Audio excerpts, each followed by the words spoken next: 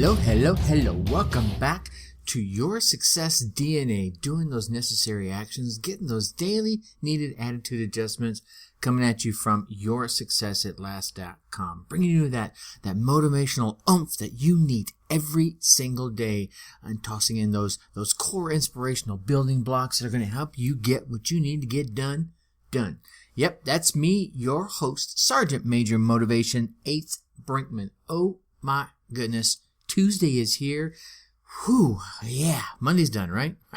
And if you're one of the lucky ones, you might even have one of those shortened weeks if you're doing like my lady and I are doing, and you're taking Friday off and turning that Memorial Day weekend into a 4-day weekend. What are you doing?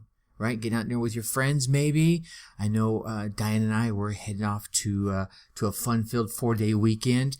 Going to have some fun, take some new adventures. Are you taking that much-needed time to relax and recharge your batteries so that you can turn around and hit the bricks, hit your success atlas with a renewed vigor and enthusiasm to reach your goals, your dreams, your desires, to reach your peak potential in every area of your life? Yeah, you are, right? Because you know you gotta work for your dreams, right? But in the process, you wear yourself down, so you've got to rest, got to recharge those batteries. I mean, most of you know that that you need to recharge. So I'm going to repeat it anyway for the sake of those who may be new to the show, new to self-help, new to personal development. 9 times out of 10, ladies and gentlemen, it is not the big change that you make, but rather it's those small, consistent actions, those little changes, those little fixes, right? And I'm betting that's why you listen to a show like this one, to catch those little nuggets that are going to help you find those little changes that we all want to make, that we all need to make, and to help you get those, those needed attitude adjustments, those motivational umps that will help you keep taking those actions to start reaching the peak of your potential and start getting the results in your life that you want, that you dream, that you desire, and that I believe you deserve. And little things, like this podcast or even my free 7-day e-coach, that program, they're all geared for just that. But first, let's get on with the podcast. I'll tell you how to get that 7-day e-coach program later on. We head into, yeah, that's right, today's question: how are you using your talents? I'll say it. We all have talents. I don't care if your talent is just braiding hair. That's a talent. And people will pay money for that. Trust me, I've gone into many Renaissance festivals, and one of the first booths that you will see near an entrance is the lady doing these amazing braids and charging money for it. Because there's ladies who love to have your hair done, and there's guys that do it too, right?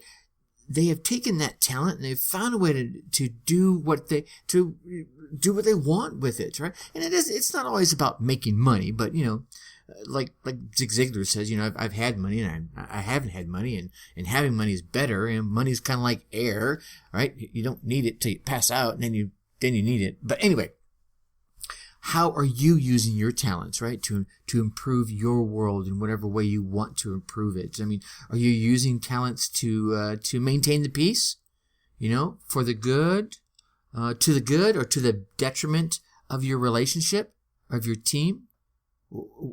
Detriment, I say, right? What do I mean by detriment? Well, I mean, most people will say, hey, if I'm maintaining the peace, isn't that a good thing? Nope. Not always, especially if you're enabling or empowering continued bad or unwanted behaviors. Most times, I'll say back to that 9 times out of 10 scenario, it's best to handle the conflict and get it taken care of. And hence today's show, talking about some of the conflict strategies and ideas. So conflict, well, it really kind of happens when 2 parties have different points of views, right? Different interests or different goals, right? Which they seem incompatible with one another. Conflict usually occurs at the height of a stressful situation, when everything is just, bubbling over, right? Usually emotionally as well as physically. And typically, it's not just related to any one single event. It's not that event that may have triggered the outward showing of the conflict in the first place. For most of us, we tend to keep our emotions inside, kind of bottle them up, put that cap on it, right? And we tend to fill up with these little bits of carbonated issue, right? Over another one and another one, right? And then finally, it just kind of boils out. Resolution, ladies and gentlemen, can only occur when we're able to work together to figure out what triggered the conflict in the first place. Well, first off, we got to tackle the conflict, but the really good resolution ideas are getting to the trigger points. What's the original cause? In order for the problem to be solved, we're going to have to agree on the root of the problem. Now, I've been around long enough, and you probably have too. There are dozens, probably hundreds of conflict resolution strategies out there. And unfortunately, no one strategy will work on every single situation. The best thing to do is really kind of look around for the few that work for you and your team or your relationship, and have a few in your quiver, right? Just have them ready to go. Pick a few, try them out, see which ones work in your situation. Now, some of the ideas I want to share with you, right, they might seem a little silly, and that's okay, right? Funny things and funny feelings will pass. And often you'll find that you're impressed with how effective some of the conflict strategies are. And I'm not just talking about the ones that I might share. I'm only going to share with you 3 here. But as you're reading some of the others that are out there in the marketplace or on Google or whatever information your HR organization might have for you. Some of them you'll be reading going, yeah, that won't work. Yeah, trust me, I've tried some of those silly ones, and some of those silly ones really work the best in the right situation. All right, but to realize the best effect from conflict resolution strategies, you got to have a few ground rules, right? You got to lay the ground, right? And those, there's really 4 basic rules that I'll call them tenets I tend to stick to when it comes to conflict resolution in anything, whether I'm talking with my kids or I'm talking with the love of my life, an employee, a supervisor, anything. And they are no universal statements. This is a personal pet peeve of mine. Things like every, all, never, and always. See, these are big no-nos when it comes to conflict resolution. And I really say that from the point of words have power. And can you honestly say that something always happens every single time? No, you can't. So don't say it, all right?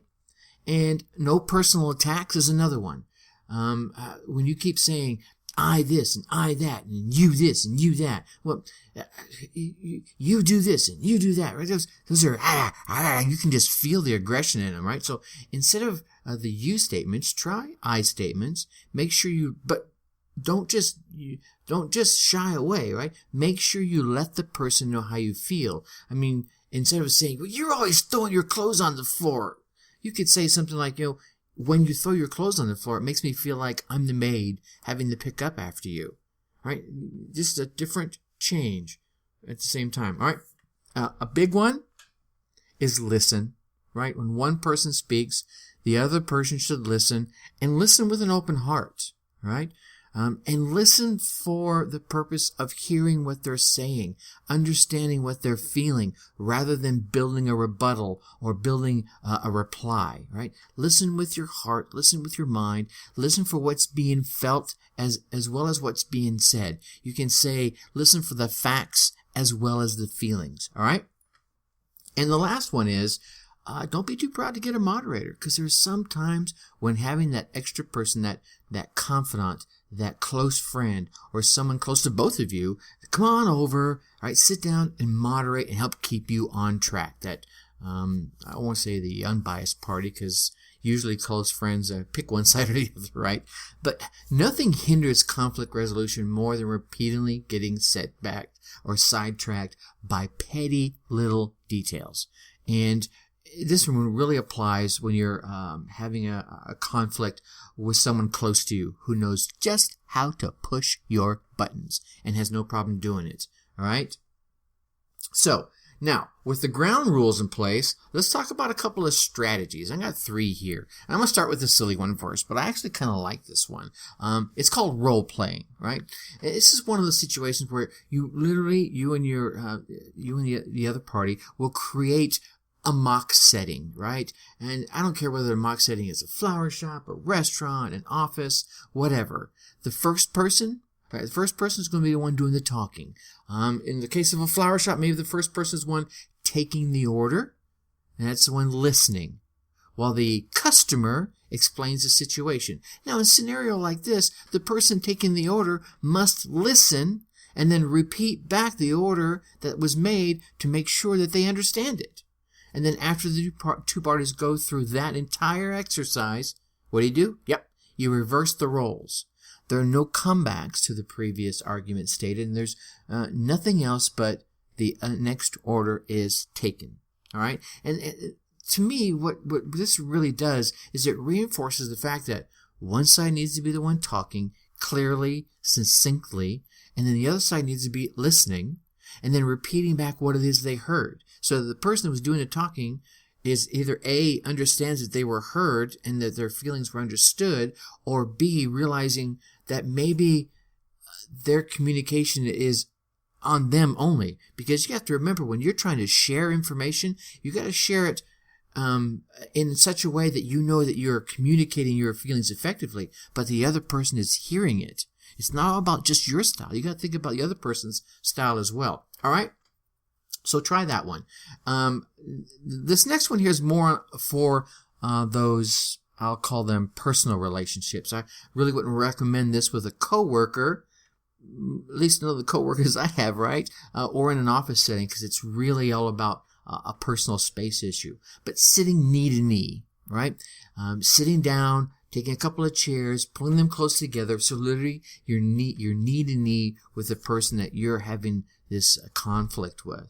And then, so you literally, like I said, take the chairs, sit them together, have a seat, and start talking about the issue. One person sharing, one person listening. The thing is here, the knee to knee forces you to pay attention to each other. Yeah, right? It's one of the biggest rules when it comes to conflict resolution. So this physical proximity factor helps push that even further. And here's the thing when it comes to any conflict resolution, not just the knee-to-knee technique, but the recent events, and I touched on this a little bit earlier, recent events may not be the actual issue. So as you're talking and asking questions, dig a little deeper. Remember I said, go listen for the facts and the feelings. Sometimes those feelings go further back than the facts, and you can get the next set of facts further back. Okay? And the last little strategy I want to share with you is one that gets used a lot, probably incorrectly.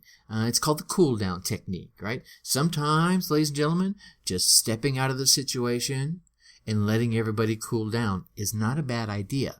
One of the biggest problems with conflict is that many times the person feels like they're being attacked, right? That comes back to those attacking statements. So if we're not using them, they might feel less like they are. But when they are, so they're focusing on that instead of focusing on the problem or the situation. So what you can do is you can take some time, cool down. Both parties can, go separate ways for a period of time, and then come back together and attack the situation, attack the problem instead of attacking each other. Here's where most people make the mistakes. They walk away, right? They don't say, "Oh, let's come back together."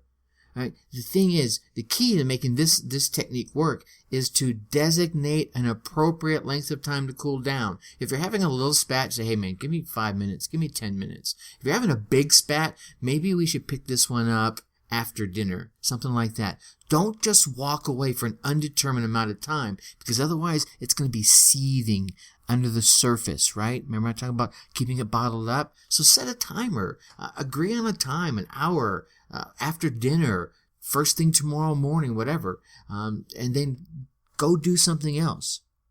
Then come back and start resolving the issue at hand. And again, remember to listen and get a moderator if you need to. See, most conflicts really begin with the lack of communication.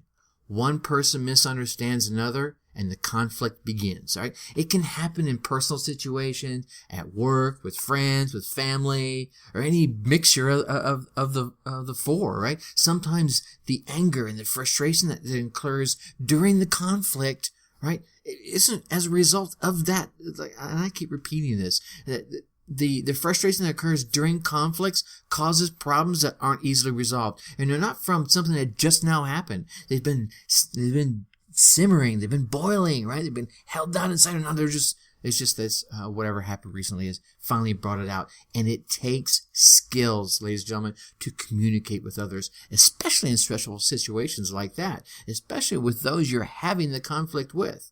One way to the resolution is to keep the lines of communication open at all times, not just during conflict, right? Encourage discussion whenever it's needed. That way, when these stressful times hit, they already feel comfortable talking to you. So when the time gets uncomfortable, they're at least a little more comfortable in having a discussion. And to do this, you gotta be, well, how can I say this? Rather than taking a passive or an aggressive stand on conflict, use assertiveness skills, right? I've been talking about assertiveness a little bit. Here's another spot where it fits in. Use some assertive skills to calm the situation and let the other person or persons that are involved know that you're listening and that you're interested in resolving the conflict. And sometimes you kind of have to admit you might be wrong to admit you're interested, okay? This may be challenging, right? This might be a little difficult at first, especially for those of my friends out there that have an aggressive personality, right? Remember that when you want to show anger and resentment about the conflict, you're only driving other folks away. And that person probably really reluctant to talk to you and resolve any problem, let alone the one that's coming up right now, all right? For my friends that have the passive personalities, yeah, they tend to say nothing. They keep all those emotions, all that conflict buried down deep inside. That, ladies and gentlemen, I don't believe is a good idea, because the person begins to harbor this intense resentment towards the other person, and the relationship itself is gonna suffer as a result. So, I'll come back to assertiveness skills can help you see deeper into the conflict that you're having, or that maybe even about to happen, right? And you can find out more about yourself in the process. And that, my friends, is a win-win scenario in anyone's book. Now, win-win scenarios. We all love win-win scenarios. Another win-win scenario comes with those consistent actions and those little adjustments that lead us along our success atlas I was talking about earlier. But to reach your peak potential and to know where you're going and how you're going to get there the fastest way possible, that's the key. It's always it's always going to include work. Yeah, if you want to be successful, you want to be good at anything, you're going to have to work. Sure, right? There are some things that we can do and to make it a little easier, and I try to put a few of those things together, and I'd really love to share them with you. So if you just hop on over to yoursuccessatlast.com and get the 7-day e-coach. This is a quick little guide to reaching the peak of your potential and get the results in your life that you dream, that you desire, that you deserve, right? I'd love to share it with you. So again, go on over to yoursuccessatlast.com, click on that banner, drop in your email, and start what might be the most important 7 days of your life. All right, I'll try to help you out. Anyway, tomorrow we're going to talk about how to complain effectively for better results. You're going to like this one. With that, I'm going to leave you like I always do. Think successfully. Take action. Talk to you later. Bye-bye.